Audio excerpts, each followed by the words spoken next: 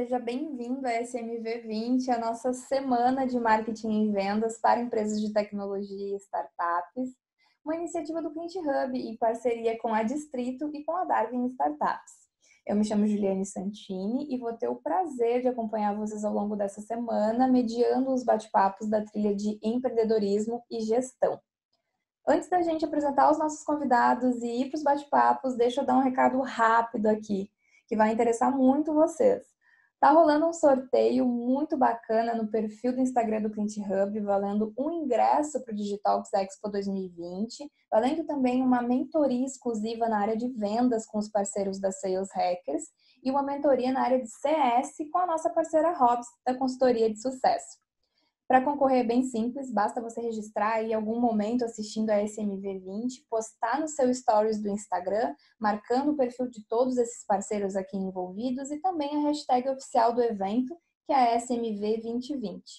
Pronto, você vai estar concorrendo e pode conferir o resultado do sorteio na sexta-feira, às 19 horas, no perfil cliente.digital.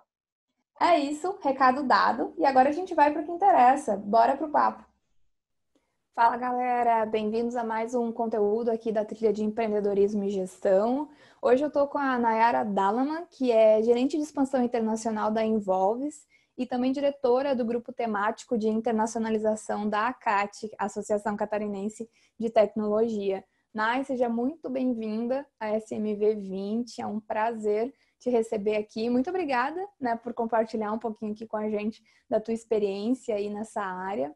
E antes da gente ir para o papo, conta aí um pouquinho para a audiência, para quem está nos assistindo, da tua trajetória e do teu trabalho aí à frente dessas duas organizações. Bacana, Juliane. Eu que agradeço o convite para participar aí do evento. Eu trabalho com internacionalização de empresas de tecnologia e eu tenho uma verdadeira paixão por compartilhar sobre esse tema, muito baseado em todos os aprendizados que eu tive, erros que eu cometi também ao longo desses últimos 3 anos e meio trabalhando com internacionalização, e para mim sempre é um prazer, ter a oportunidade de espalhar um pouquinho esse conhecimento com as pessoas, então fica o meu agradecimento. Legal. E a Nay vai fazer uma apresentação aqui para a gente justamente sobre isso, sobre os desafios e as oportunidades da expansão internacional de empresas de tecnologia. Nay, tudo contigo, pode mandar ver. Perfeito. Então, essa temática de hoje que eu propus até para trazer para o evento, Juliane, ela é muito focado em por que a gente deveria olhar para fora, para outros mercados, quando a gente está falando de um negócio de tecnologia, e eu trago um pouquinho desse ponto de oportunidades, mas não só os motivos para olhar para fora, mas como, que é uma dificuldade. Legal, já vi que funciona para mim, eu tenho interesse em expandir o meu negócio, mas como é que eu começo? E só fazendo a apresentação que você pediu um pouco mais profundamente, eu trabalho como gerente de expansão internacional na Involves, que é uma empresa de tecnologia aqui em Florianópolis. Antes disso, eu trabalhava com expansão internacional na Resultados Digitais, também uma empresa de tecnologia aqui da cidade. E, paralelo a esse meu trabalho, eu sou líder, junto com o Guilherme Kwan, da Involves, do líder de temático de internacionalização da ACAT, onde a gente tem um papel aí de, como voluntários, compartilhar muito do que a gente aprendeu na internacionalização das empresas, que a gente já trabalhou, para justamente levar esse aprendizado e facilitar a vida de outros empreendedores e outros profissionais que trabalham com a expansão de negócios. E, por fim, eu trouxe aqui também, eu estou esse ano, junto com a minha sócia, que é a Júlia Baranova, a gente está abrindo uma consultoria, que é a Big Global, para poder fazer esse apoio aí para as empresas de tecnologia, olhando para outros mercados e entendendo como fazer essa mudança aí operacionalmente, de estratégia para novos países. E olhando um pouquinho, por que a gente pensa em globalização para essas empresas, eu trouxe aqui um framework que a gente fala muito sobre, olhando para empresas de tecnologia, qual que é o life cycle de startups. Então, a gente, num primeiro momento, olha para garantir que a empresa tenha um product market fit para o mercado que ela quer atuar. Depois disso, ela encontrar um modelo replicável e lucrativo para lá, para o fim, ela começar a fazer a escala desse negócio. E quando a gente fala, dessa concepção desses negócios, especialmente aqui no nosso país, esse mercado, ele é basicamente o mercado nacional, E isso acontece de uma maneira até muito natural, porque o Brasil, é um país que tem proporções continentais, a gente está falando aí de mais de 200 milhões de habitantes, a gente tem uma parcela muito grande aí de pessoas que têm o acesso à internet, né? Então, para empresas de tecnologia, geralmente isso aí é um critério importante de escolha de mercado.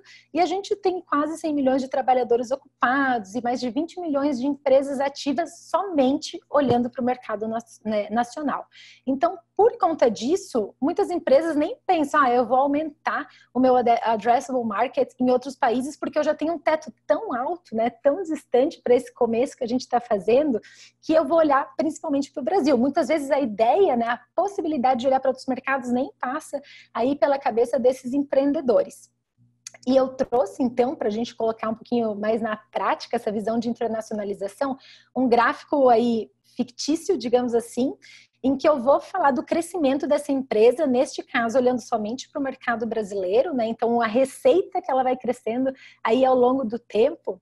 E quando a gente fala de olhar para outros mercados, a gente começa a entender que pode vir uma fatia dessa receita, que nesse caso eu até desenhei ela começando de uma maneira mais tímida do que foi feito no mercado nacional, porque muitas vezes a gente não tem entendimento desse mercado, a gente não tem o relacionamento com outras pessoas que possam nos ajudar, então pode ser um pouquinho mais devagar essa entrada, mas quando a gente coloca dentro desse gráfico, a gente começa a ver, poxa, tem uma oportunidade aí interessante de receita vindo de outro mercado.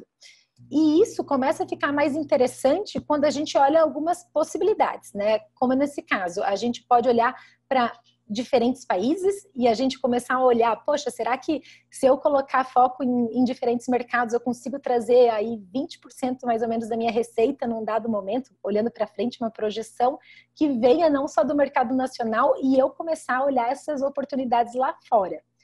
Ou a gente olhar isso de uma maneira... Opa, desculpa, pulei um slide. Ou a gente olhar isso de uma maneira um pouco mais direcionada, né? Então, eu estava falando de 3 países, eu estou olhando para os Estados Unidos, para a Alemanha e para o México, por exemplo, e eu focar muito no meu crescimento nesses mercados, então eu vou aprofundar o meu conhecimento nesses países, eu vou localizar todos os meus esforços, né, de entrar nesses mercados e ao longo do tempo eu consigo ter um crescimento um pouco mais interessante vindo de cada um deles. Ou outra possibilidade também que eu desenhei aqui seria eu me importar muito pouco com de onde vem essa receita, mas eu ter uma abrangência um pouco mais global, né? Num sentido de vamos colocar a nossa solução em inglês, por exemplo, vamos possibilitar que qualquer pessoa em qualquer parte do mundo consiga comprar ela em dólar, fazer uma transação aí por um cartão internacional e a gente conseguir ter receita e para mim vai ser um pouco interessante saber se vem do Japão, se vem da Filipinas, se vem da Índia,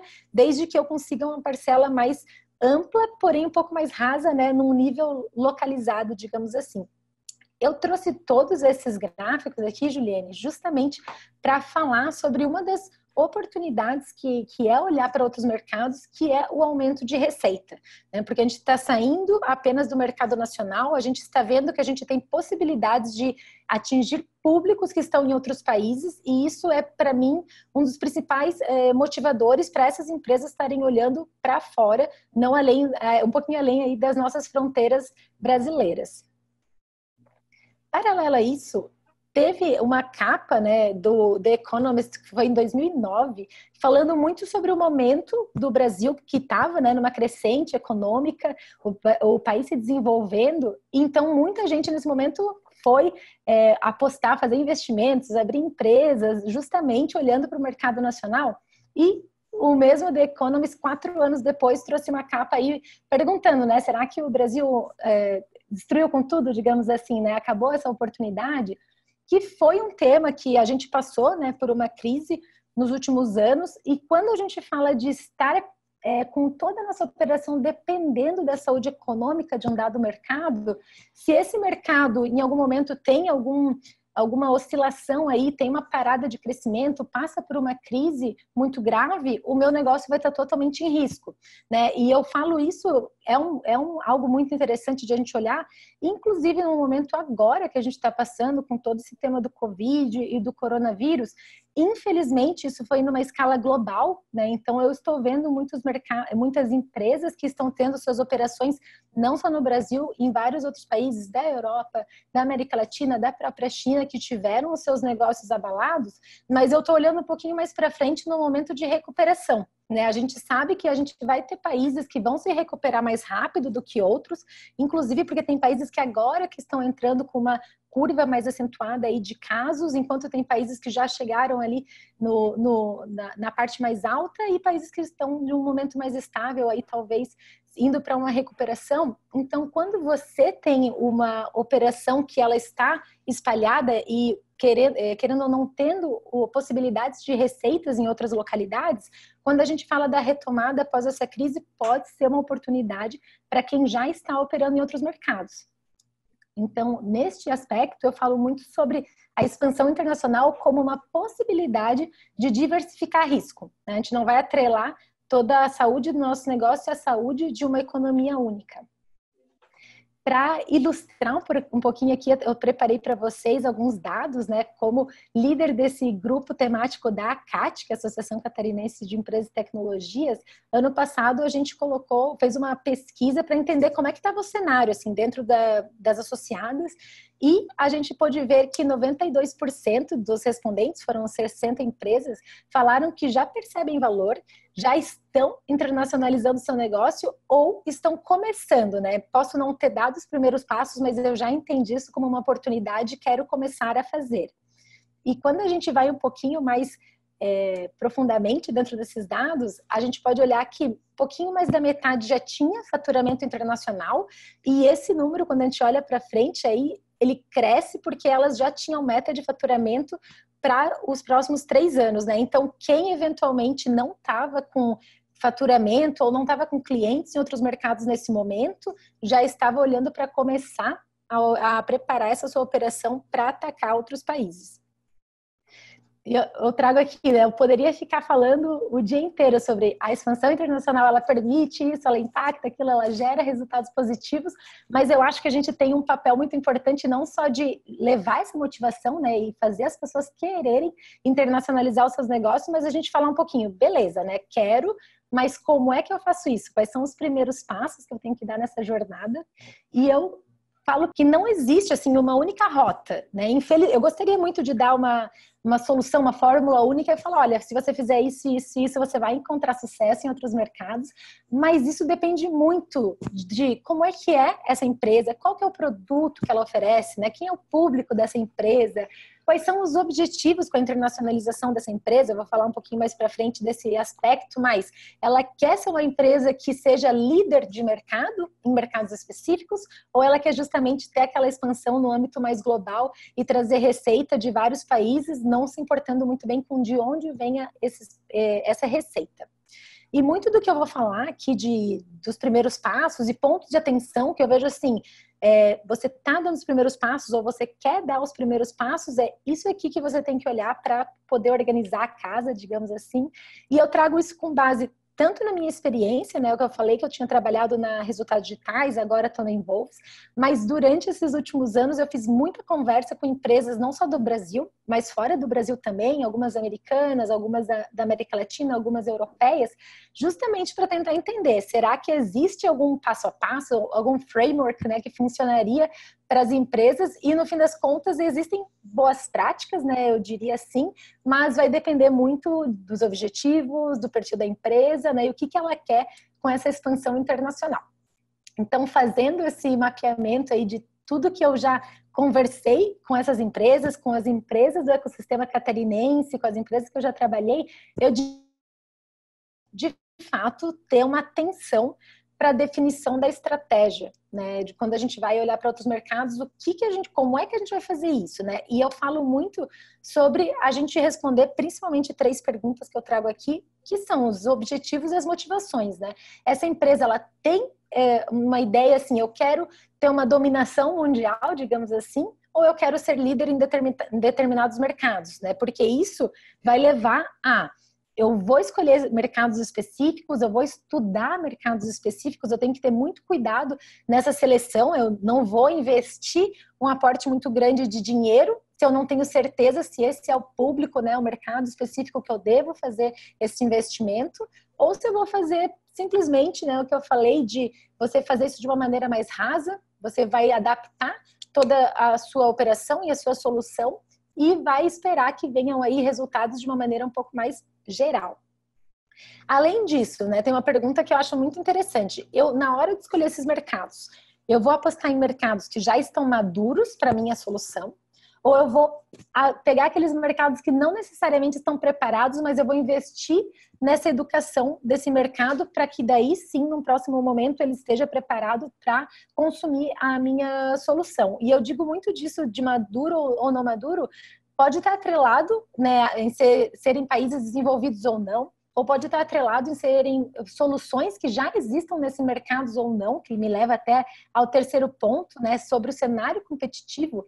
Né? Se eu quero ir para um mercado que já está maduro para minha solução, é muito possível que esse seja um mercado que já vai ter outros players que já vão estar trabalhando com essas empresas, né, ou com esse cliente final que eu tenho, e eu vou simplesmente chegar lá e vou tentar bater de frente. Pode ser fácil, pode ser difícil, ou eu posso olhar para esses mercados que não estão necessariamente maduros para isso, eu entro lá, vai ter um oceano azul, digamos assim, mas eu também vou ter todo o trabalho de formar esse público para eu começar a vender e daí eu me tornar um líder de mercado, né? E eventualmente, num outro momento, vem um player de outro país, ou um player local que seja desenvolvido e daí vai querer bater de frente comigo. São questões aí muito de a empresa estar querendo entender, vai investir, né, em preparar esse mercado ou vai olhar para mercados que já estão prontos e vai se preparar para ter um diferencial competitivo frente ao que já existe para esse país? São perguntas que eu acho assim, super importantes, que a gente tem que fazer um exercício prévio antes de levar adiante a expansão internacional, para daí sim a gente fazer um segundo passo, que é um passo que eu acho bem importante, a estruturação desse playbook de expansão internacional. Basicamente eu estou falando de a gente ter passo a passo consolidado dentro dessa empresa de como é que eu vou expandir o meu negócio, né? Que foi muito do que eu comentei anteriormente, né? Na etapa 1, faz mais sentido eu fazer o estudo de mercados que eu já tenha previamente olhado para alguns requisitos e visto, olha, eu tenho 5 possibilidades de mercado, vou usar essa etapa para validar. Então, vamos dizer, eu estou querendo ir para a Espanha, eu vou usar essa etapa aqui para eu estudar mais a fundo esse mercado, para eu levantar o cenário competitivo da Espanha, para eu avaliar até a questão de oportunidade. Será que tem eventos dentro do meu segmento que eu possa participar ou posso fazer alguma missão para esse país e conversar com potenciais clientes ou clientes que eu eventualmente já tenha na minha base ou especialistas dentro desse segmento aí que eu possa fazer uma oferta aí de, olha, você poderia compartilhar comigo, né, o panorama e eu te ofereço alguma coisa em troca que seja interessante para esse especialista também. Eu acho que essa primeira etapa é uma etapa muito de descobrimento, né, muito de validação do mercado para eu ter mais segurança para daí sim, numa etapa 2, eu colocar um pouco mais de investimento e começar a gerar resultados nesse país, eventualmente colocando um time comercial aí já para prospectar e já para vender para esse mercado, eventualmente eu até fazendo viagens mais frequentes para esse país, né, e querendo ou não, a internacionalização, ela custa caro, né, viagem internacional é um negócio que custa caro, a gente participar de eventos, querer ter um stand para começar a trabalhar aí o posicionamento da marca lá fora, é uma questão que eu digo assim, é um investimento válido, é um investimento necessário, mas a gente tem que saber qual é o momento de a gente fazer isso, né? Então, eu gosto muito de separar as etapas com alguns critérios, né, que a gente tem que ter. Um deles é o objetivo, né? Então, primeira etapa é eu validar, na segunda etapa eu começar a estruturar essa operação e ter os primeiros resultados, né? Validar o meu product market fit para depois sim eu começar a escalar. Dentro do objetivo, ele vai desdobrar para o que é basicamente meta ou entrega, ou meta e entrega dessa etapa. Eu gosto muito de pensar que a primeira etapa ela não deveria ser uma etapa com metas já definidas, porque ela é uma etapa de descobrimento, né? Então, nesse momento, eu posso falar, a entrega vai ser um dossiê de mercado em que eu vou responder tal e tal pergunta, ou vai ser a participação em um evento para eu conseguir estar mais próximo desse segmento, desse público e validar algumas hipóteses que eu tenho. Então, essa é uma etapa interessante da primeira parte da internacionalização. A gente também tem que ter muita clareza de quem são os recursos humanos que a gente vai contar em cada uma dessas etapas. Será que eu já deveria ter contratação? Eu estou querendo ir para a Espanha. Será que eu já deveria, de fato, estar olhando para contratar pessoas para expansão na Espanha? Ou brasileiros que vão fazer isso? Ou até cogitar a hipótese de trazer alguém da Espanha para isso? É um momento, não é? Seriam recursos internos e depois, no segundo momento, a gente fazer essa contratação ou, eventualmente, até a expatriação de alguém daqui para a Espanha para estar aprofundando esse mercado? Eu acho que são dados importantes nessa organização da internacionalização da empresa. E, por fim, porém não menos importante, ter a questão dos custos, né? A gente tem que entender qual que é o nível de investimento que a gente vai fazer para o nível de retorno que a gente espera ter, né? E não necessariamente nas primeiras etapas, aliás, eu diria que muito dificilmente a gente vai ter um break-even aí que o negócio vai se pagar, né? No começo a gente vai colocar mais investimento, mas a gente tem que ter um entendimento. Qual que é o teto de investimento que eu vou fazer para o meu negócio parar de pé, né? Eu não posso, especialmente empresas que olham para mais de um mercado ao mesmo tempo. Então, eu posso estar fazendo investimento em 3 frentes diferentes, digamos assim, e não estar olhando no detalhe qual operação aí está se pagando e eu deveria continuar investindo.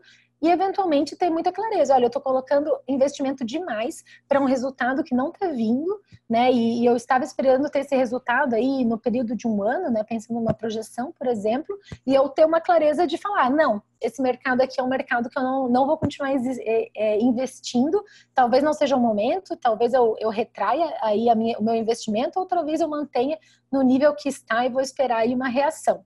Eu gosto muito de pensar que essa organização aqui, ela traz muita sustentabilidade para a expansão internacional das empresas. E eu olho muito ela mercado a mercado, né? Quando eu falo de uma expansão que ela é muito mais globalizada, eu não vou ter o trabalho de fazer esse passo a passo de investigação, de entendimento de investimento, o retorno.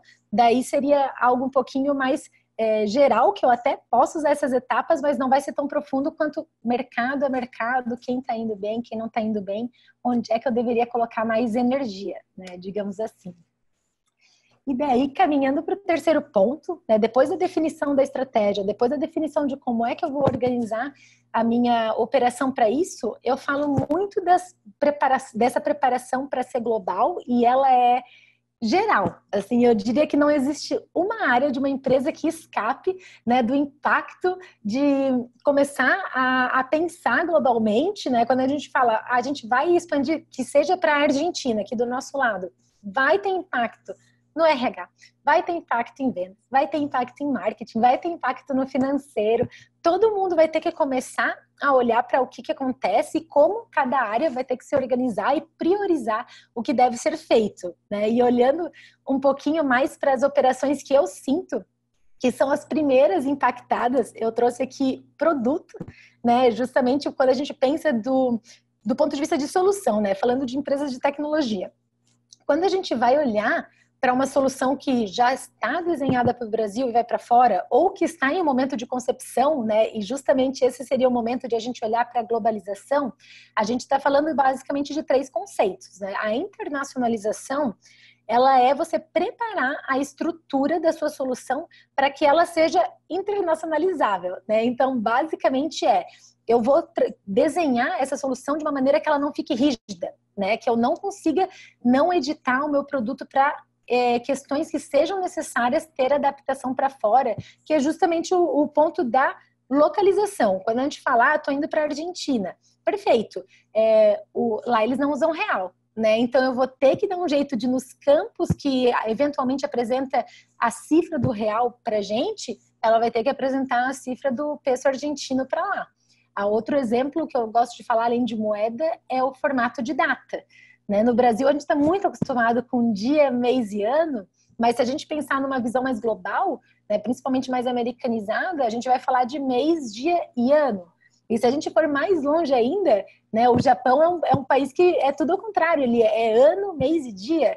Então, se a gente não olha para esses pontos aí que são importantes de a gente localizar, e a gente não tem a nossa estrutura preparada para isso, que é o ponto da internacionalização, a gente fica muito refém de ter um negócio pouco adaptado para esses mercados e que, no fim das contas, vão ser simplesmente traduzidos, né? A tradução, ela é extremamente importante. Eu diria que a maior parte das pessoas, quando fala que vai adaptar o produto para fora, elas estão falando simplesmente de traduzir, né? Estão falando, eu vou colocar o que está em português para o espanhol para entrar na Argentina, mas elas não se atentam que isso demanda uma localização e que essa localização tem que estar atrelada e o produto está preparado para ser internacionalizado.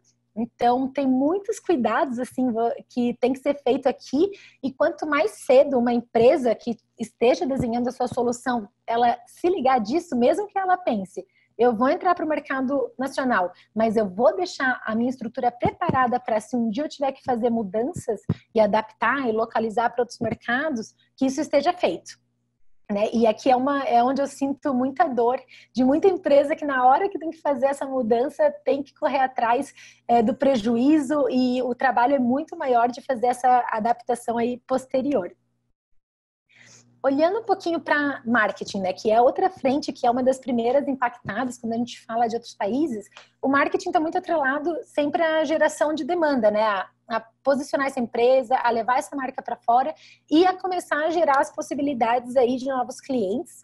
Então, dentro desse aspecto de geração de demanda, eu gosto muito de falar sobre o desenho das personas, né? E isso é um trabalho que com certeza é feito dentro do mercado que a gente atua, mas a gente não pode achar que é um Ctrl+C, Ctrl+V, que a persona como ela está desenhada dentro do Brasil, as dores que ela sente, o nível de maturidade dela para minha solução vai ser exatamente igual daqui para fora.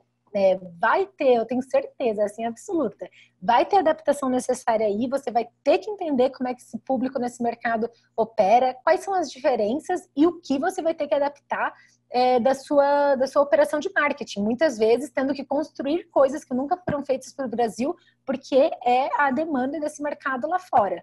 E além, né, da gente olhar para essas pessoas, a gente também ter essa pegada de quais são as ações, né, que eu vou fazer para gerar demanda. A gente pode olhar para ações online, que facilita muito, muito, muito a vida, né? Quando a gente está falando de expansão internacional, eu posso estar aqui ainda baseada no Brasil e trabalhando para geração de demanda em outros mercados, né? Então, vou trabalhar aí principalmente com conteúdo, né? Se eu estou falando de uma estratégia de inbound marketing, eu posso fazer isso daqui.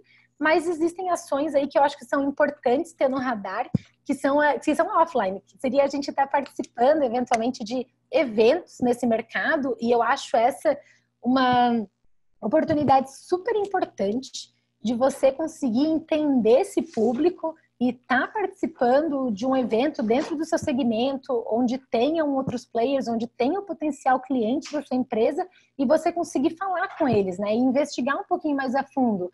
Poxa, será que as dores dessas pessoas que eu tinha mapeado são mesmo essas, né? Ou tem coisas aqui que só estando em loco, presencialmente, eu vou conseguir identificar? Então, eu acho que essa composição do online e offline tem que existir também. E, por fim, eu até trouxe uma que ela pode permear tanto a ação online quanto a ação offline, que é você identificar quem são as referências do mercado, né, nesse país novo que você está, que eventualmente você vai ser 100% desconhecido, ninguém vai saber conhecer a tua marca, e você pensar, poxa, será que tem pessoas, influenciadores, associações ou empresas que sejam referências dentro desse segmento que eu quero atuar e que a gente possa fazer algum tipo de parceria, né? Eu possa propor algum valor para ele, em troca ele leva o meu nome junto com ele para que seja um webinar, uma ação online, ou que seja um evento local, presencial, alguma coisa que a gente consiga pegar carona dentro dessa pessoa que já conhece o mercado e que já é conhecida pelo mercado, e a gente conseguir fazer alguns trabalhos aí que seja ganha-ganha, né? Que vale a pena para essa pessoa, para essa empresa, e que vale a pena para a gente também. Seguindo aí no funil de aquisição, vendas também, né? Claro, se a gente está gerando demanda, a gente vai continuar aí dentro do processo de vendas com alguém que deveria fazer essa condução desse cliente. Eu estou falando aqui situações em que a empresa não tem venda self-service, que a pessoa não vai lá e simplesmente compra, né? Que tenha que haver um processo aí de negociação Então, claramente, idioma, a gente vai precisar de pessoas que consigam atender pessoas de outro mercado, a não ser que a gente esteja falando de Portugal, por exemplo, que a gente consegue manter o mesmo idioma, mas a gente deveria sim ter um time preparado para atender demanda e conseguir fazer uma negociação, né? E que isso não seja um entrave, pode até parecer básico, né? Ah, não, é claro que eu vou ter pessoas que falem espanhol, mas eu já vi muito caso de, a pessoa fala espanhol, e daí a pessoa entra numa chamada, numa reunião aí para fechar um negócio e o espanhol não é tão calibrado, né? Muitas vezes a gente tem que ter o cuidado, será que o time está preparado mesmo para isso? Ou a gente vai ter que incentivar, dar aula de espanhol, ter esse desenvolvimento como parte do desenvolvimento da carreira da pessoa?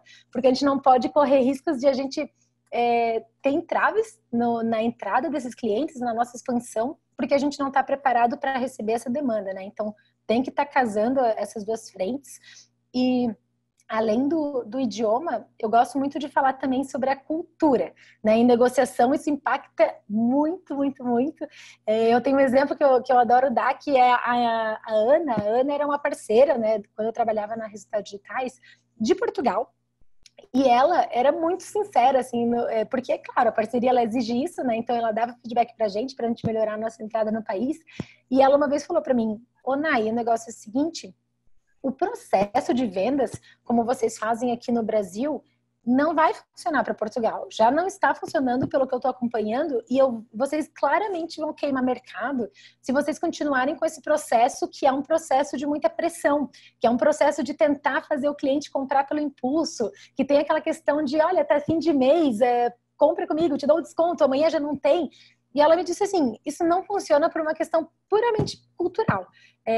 Em Portugal, a gente não compra por impulso, a gente não vai tomar decisão em cima de emoção, a gente vai estudar, vai sentar, vai olhar as possibilidades de solução que tem, vai fazer um estudo, vai validar os ganhos, né, os prós e os contras, vai tomar decisão. Tomou a decisão, pode ter certeza que esse cliente aí português vai ser mais fiel e vai ficar com a sua solução por um bom tempo, porque ele teve o trabalho de estudar e tomar uma decisão e ter certeza dessa decisão, né? Diferente do que seria uma compra por impulso, que 2, 3 meses depois pode acontecer de a pessoa não ter mais interesse ou, né, não entender o direito para que servia a solução. Então, esse ponto para mim, de a gente entender a cultura do país, entender como é que isso influencia no ciclo de vendas, em como essa venda deve ser conduzida, ela é essencial, né? Quando a gente fala de culturas, mesmo em Portugal, né? A gente tem herança muito forte de cultura portuguesa, mas a gente tem diferenças, né? Tem diferenças que, mesmo para o país relativamente próximo, existem. Então, quando a gente fala de eu quero expandir para uma China, eu quero expandir para uma Índia, eu quero expandir para os Estados Unidos. Vai ter muita coisa aí que vai ser importante estudar desses mercados e ir aprendendo, né, ao longo desse ciclo aí, para ir iterando nesse processo e melhorando, né, essa operação. Indo para RH, então a gente vai falar um pouquinho de pessoas. Tem muito aprendizado, né? Eu falei que várias áreas são impactadas quando a gente fala de internacionalização e o RH é uma delas. E é crítico porque a gente fala de pessoas, né? E das experiências que elas têm. Então, o RH ele precisa estar muito bem preparado, né? E contar ou com consultorias ou ter alguém ali que se dedique a estudar esse ponto de vistos, né? E condições para as pessoas que estão vindo para o país, né? Ou eu estou contratando, estou indo para o México, quero contratar um mexicano. Como é que vai ser esse processo de ele conseguir vir para cá, ter um visto de residência que permita trabalho, qual é o passo a passo, né? Eu instruir essa pessoa, eu entender quais são os requisitos, né? E dentro do Mercosul é mais fácil fazer esses trâmites, mas o México, que já não está dentro do grupo, já é mais complicado, já tem requisitos, já tem processos que são um pouquinho mais complexos e que eu tenho que saber isso antecipadamente antes de fazer uma contratação, antes de enviar uma proposta, gerar uma expectativa para essa pessoa, né? Então eu estou falando de trazer as pessoas para o Brasil e o contrário também, né? Eu tenho interesse em mandar um talento meu para abrir mercado na Europa e como é que eu vou garantir que eu vou manter essa pessoa lá, que eu vou conseguir que ela tenha visto também para estar trabalhando nesse país, como é que eu vou manter essa pessoa lá, o que eu vou oferecer como empresa. Tem muita questões aqui de expatriação e contratação de pessoas de outros mercados para o Brasil, que é extremamente importante ser feito, né, e ser aplicado preferencialmente de uma maneira até prévia, né, a gente já ter esses processos desenhados antes de trazer ou antes de enviar as pessoas para gerar a melhor experiência possível, né, e eu sei que tem muito ponto aqui que a gente vai aprendendo, vai ter o primeiro caso, a gente vai tentar fazer de uma maneira, aprendeu, poxa, deu feedback, essa parte aqui a gente não tinha tão claro como é que a gente ia garantir a experiência da pessoa no país, aprendeu, próxima oportunidade que tem de expatriar uma pessoa, com certeza o RH tem essa função ali de estar melhorando esse processo e garantindo que a gente vai fazer uma próxima expatriação melhor do que a primeira. Né? E dentro ainda de RH, quando eu falo de pessoas, tem muito boas práticas que existem quando a gente fala de gestão de time global, né? Então eu vou ter pessoas que eventualmente ou vão estar expatriadas, ou eventualmente eu já vou ter um escritório, como é o caso da Involves, que tem escritórios no México e na Colômbia, tem pessoas que são mexicanas e colombianas contratadas localmente para trabalhar localmente e que nunca nem vieram para o Brasil, né? Por exemplo, para conhecer a empresa, a sede aqui, e tem muita gestão importante disso, né, que são boas práticas de ter reuniões constantes com esse time, as reuniões sempre com vídeo para garantir que exista uma proximidade, que a pessoa, por mais que a distância exista, se sinta o mais próxima possível, o mais acolhida possível, pensar muito na experiência dessa pessoa como um todo, a cultura que eu tenho na empresa aqui, está se refletindo nessa cultura local e, eventualmente, será que tem adaptações que eu tenho que fazer por conta dessa cultura local, que não vai ser 100% como funciona no Brasil? São pontos que as empresas têm que estar super atentas para isso. E cuidados até pequenos de dia a dia, né? Por exemplo, eu tenho pessoas que trabalham comigo lá em Portugal, então elas vão estar na frente e vai ser de tarde, eu vou estar mandando um e-mail, em vez de mandar um e-mail para a pessoa que está lá dando boa tarde, eu dou boa noite, né? Porque eu sei que a pessoa está lá na frente. Eu também não vou puxar reunião fora de fuso horário da pessoa local, não vou colocar uma reunião que para mim fica boa às 10 da manhã e que vai ser agora nesse momento 8 da manhã no México, sendo que o time lá começa a trabalhar às 9. Então existem pequenos cuidados que garantem que a pessoa se sinta como, poxa, tem alguém olhando para mim, por mais que não esteja aqui, sabe a minha realidade, olhar para, meu Deus, eu falo essa porque esse foi um erro que eu já cometi, de mandar reunião em dia festivo, né, em feriado no país, e a pessoa falar, poxa, tem que participar mesmo, eu não, pelo amor de Deus, né, daí consolidei um calendário ali, olhando para os feriados. Então tem vários pontinhos que a gente vai aprendendo, mas quanto antes a gente se prepara para ter essas boas práticas, apoiado aí pelo time de RH, melhor, né? Melhor para a experiência dessa pessoa. E por fim, compartilhando o último ponto que eu acho super importante quando a gente fala de internacionalização, talentos, né? Ainda segue com esse ponto aí de pessoas. Eu trouxe uma foto mais recente de um team building que foi feito na Involves, com todo mundo que é relacionado à expansão internacional da empresa. Então, aqui eu vou ter a fotinho ali, quem tá na tela são os escritórios do México e da Colômbia, para eles poderem participar, a gente pensou nessa dinâmica. E eu gosto muito de falar que os talentos são chave, expansão internacional não é algo simples, né? Tem que ter muita resiliência, porque a gente vai encontrar problemas que muitas vezes não existem no Brasil, ou que já foram solucionados para o Brasil, e que não necessariamente vão ser solucionados nesse momento para esse mercado novo. Então, tem que ter um certo nível ali de pessoas com perfil de resiliência, pessoas com energia alta, né? Porque vai ter muito problema para resolver e vão ser pessoas que vão precisar estudar um pouquinho o mercado, entender os problemas, conseguir escalar, né? E fazer essas negociações, às vezes, que são entre áreas. Então, esse é um perfil muito importante quando a gente fala dos talentos que devem estar envolvidos com a expansão. E, por outro lado, pensar muito, sempre que houver a possibilidade, eu aconselho que você consiga trazer para o seu time pessoas de outros mercados, principalmente se você está olhando para um mercado específico. Eu quero ir para a Colômbia, poxa, será que eu não consigo trazer colombianos para fazer parte do meu time que vai vender, que vai atender, que vai pensar soluções para esse mercado? Porque nesse aporte, eu não estou falando simplesmente de ter uma pessoa que fale o idioma, né, do país que eu estou entrando, mas ele vai trazer uma carga, uma bagagem de entendimento cultural desse mercado, né? Não necessariamente só um entendimento técnico, o entendimento desse segmento, se ele já tiver experiência prévia dentro do meu campo de atuação, mas também vai ser uma pessoa que vai falar, olha, a cultura colombiana é dessa maneira, a gente pode fazer adaptação aqui, por exemplo, numa campanha de marketing para que repercuta melhor lá e que não faria sentido do jeito que estava pensando ser adaptado. Então, eu acho que essa questão do mix do perfil com o mix de nativos, né, pessoas que nos ajudem a identificar mais facilmente o que é invisível para a gente, né, a questão de cultura não é tão simples de a gente identificar, eu acho que é o cenário ideal. Né? E dentro da Involves a gente tem bastante pessoas da Colômbia, a gente tem pessoas da Argentina, a gente tem pessoas nesses escritórios que eu comentei do México, da Colômbia, e eu vejo o quanto isso é rico, né? O quanto essas interações, esses conhecimentos são importantes aí para o dia a dia e para o sucesso dessa expansão. E daí, fechando, o ponto que eu trago, né, qual que é o maior desafio da expansão internacional? Para mim, é mindset, né, justamente porque quando a gente está falando de empresas que estão olhando para o mercado nacional e a gente fazer essa ruptura aí para olhar para fora, é uma inércia, querendo ou não, que a gente tira, né? A gente está indo para um lado e a gente fala, a gente agora tem que ir para o outro, a gente tem um momento ali de o pessoal começar a entender isso e querer começar a fazer isso parte dos processos, né, e das inovações que existem nas áreas.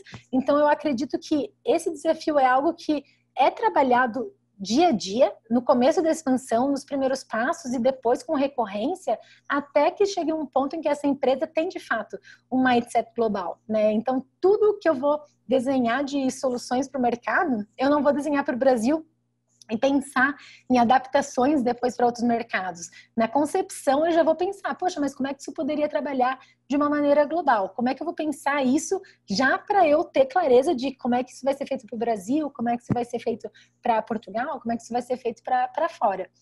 Então, eu acho que quando a gente chega nesse nível em que as áreas já estão pensando na frente, é o mundo ideal, né? É o momento em que essa empresa, ela de fato deixou de ser global e deixou de ser local, desculpa, e ela se tornou uma empresa local. E era isso, Juliane. Eu vou ter aqui até os meus contatos. Se alguém quiser bater um papo, aprofundar algum ponto, eu sempre estou disponível aí para trocar interações. Deixei o meu e-mail também. E é o que eu tinha para compartilhar hoje. Espero que tenha sido interessante para o pessoal. Fantástico, estou impressionada com a quantidade de detalhes que é necessário dar atenção aí nesse processo de expansão. Tenho certeza que quem está nesse momento aí nos assistindo deve ter tirado vários insights aí para poder acelerar o processo e passar por ele de uma forma mais tranquila. Para quem também não está nesse momento, né, ainda está, de repente, uma startup aí que esteja em fase de desenvolvimento do produto, fica essa super dica aí, já prepara a casa para logo ali na frente poder passar por esse processo também de uma forma mais tranquila. Nai, muito obrigada por compartilhar aqui com a gente esse aprendizado aí de anos nessa área. Foi muito legal, tenho certeza que vai ajudar bastante aí quem está nos assistindo. Eu que agradeço o convite. Até a próxima, então, Juliane. É isso, gente. Espero que vocês tenham gostado e que fiquem com a gente, porque ainda tem muita coisa para acontecer aqui na trilha de empreendedorismo e gestão e nas outras 5 trilhas também. Aproveitem aí os conteúdos e a gente se vê no próximo talk. Um beijo!